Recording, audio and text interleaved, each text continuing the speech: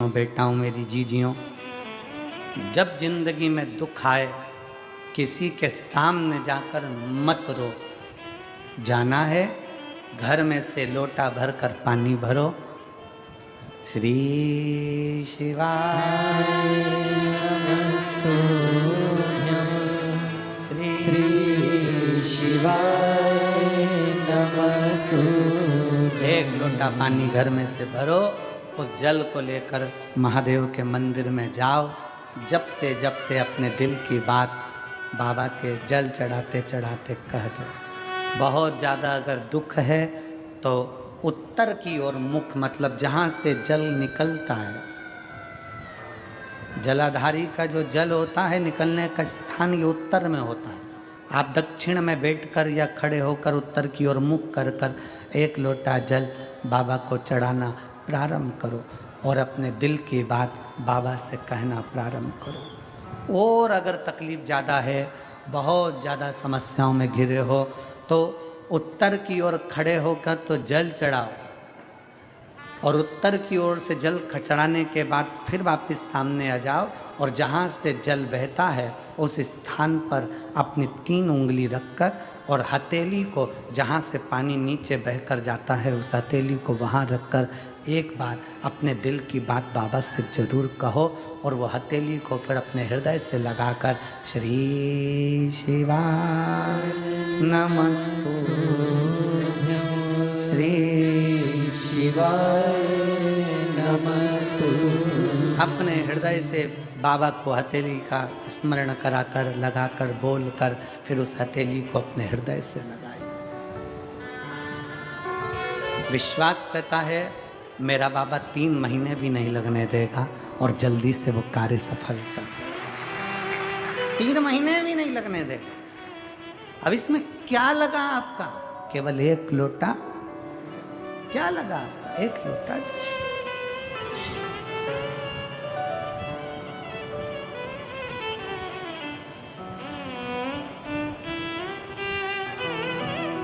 आपकी शुभ भक्ति आपकी भगवान शंकर की अविरल भक्ति शिव के करीब में ले जाती है। जले दुनिया के लोग, जलने वाले, अपशब्द कहने वाले कहते रहें,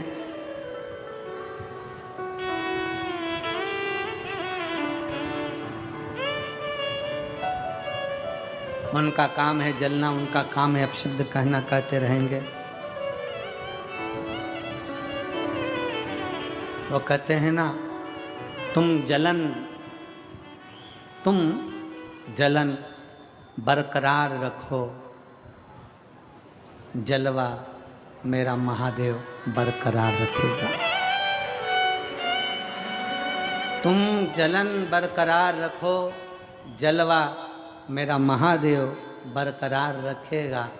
दुनिया जलती रहे, जले, तुम मेरे बाबा को एक लोटा जल पूरी श्रद्धा के साथ, पूर्ण विश्वास के साथ, पूर्ण भरोसे के साथ, पूर्ण भरोसे।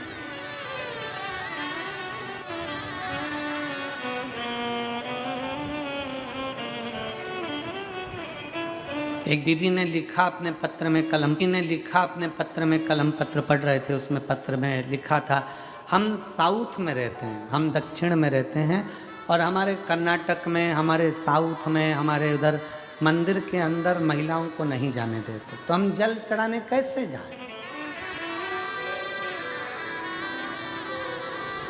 साउथ में हमें मंदिर के अंदर जल चढ़ाने नहीं जाने देते, तो हम कैसे जाएं?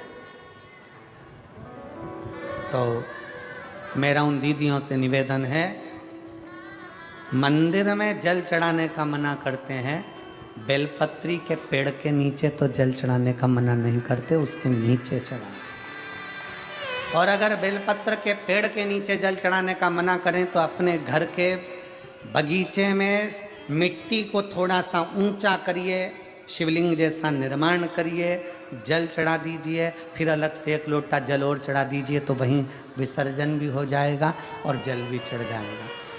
दिल मन चंगा तो कठोते में गंगा। मन अगर चंगा है, मन प्रसन्न है, तो सब कुछ हो सकता, सब कुछ।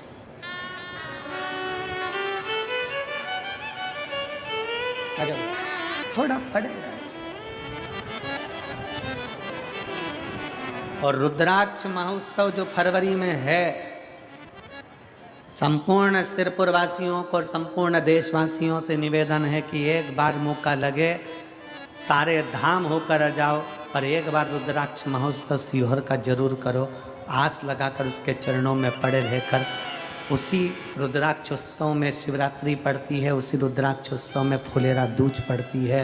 उन दोनों का जो समागम होता है, लोगों की झोली भरा जाती है और फिर वो दौड़ दौड़ कर आते रहते हैं। और रुद्राक्षोत्सव आ जाओ।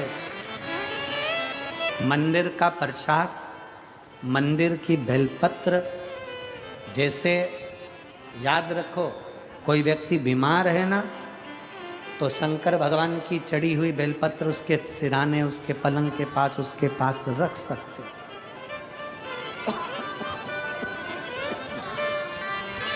मना नहीं है। कोई यदि बीमार है तो बेलपत्र आप रख सकते हो औषधि के रूप में। पर आप स्वस्थ हैं, जिस पलंग पर सोने जा रहे हैं उस पलंग पर अगर भगवान का चढ़ाया गया प्रसाद रखा है, फूल रखा है पलंग पर, या पलंग पर तुमने भगवान की माला रखी है या कोई सामग्री रखी है, स्वस्थ भाव में, बीमार है, शंकर पे चढ़ी हुई बेलपत्र उसके सिर के पास रखो, उसके पास रखो, उसकी जेब में रखो, मना नहीं।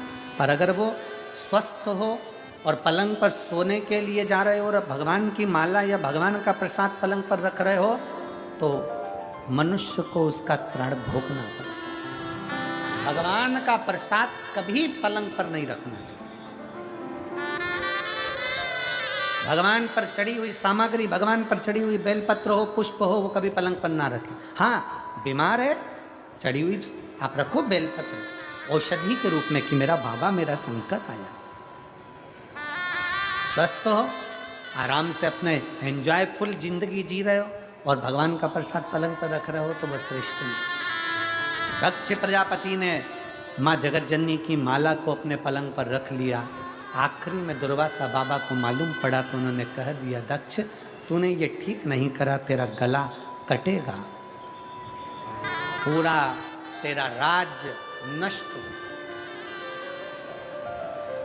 विध्वंस होगा यज्ञ। दक्ष प्रजापति हाथ जोड़ लिए, गलती, पर कर्म का भोग तो भोगना है। कर्म गति बड़ी विचित्र है, कर्म का भोग तो भोगना।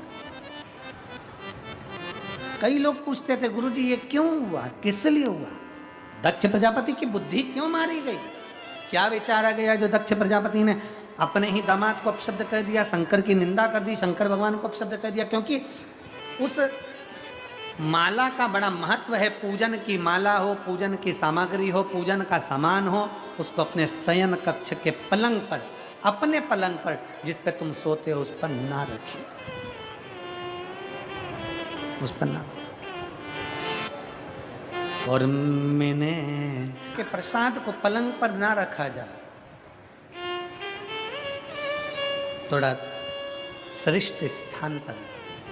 शिव महापुराण तो यहां तक कहती है कि शंकर भगवान का प्रसाद रात भर भी नहीं रखना चाहिए। ये 6 दिन कथा की जो 6 दिन बेलपत्र मिलती है ना, ये 6 दिन की जो बेलपत्र मिलती है, आधी रात होने से पहले इसको खाना पड़ता है। प्रसाद की जो बेलपत्र कथा में मिलती है, और 7वें दिन की बेलपत्र मिले तो उसको लाल कपड़े में अपनी तिजोरी में रखा जाता है, उसको खाया नहीं जाता।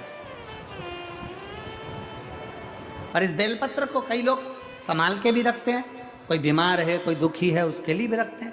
बेलपत्र पर भगवान का माना, कोई बीमार है, कोई तकलीफ में है, तो बेलपत्र आप अपने पास में रख सकते हो, पलंग के पास रख सकते हो, सब कुछ है, पर स्वस्थ में नहीं। शिव तत्व कह रहा है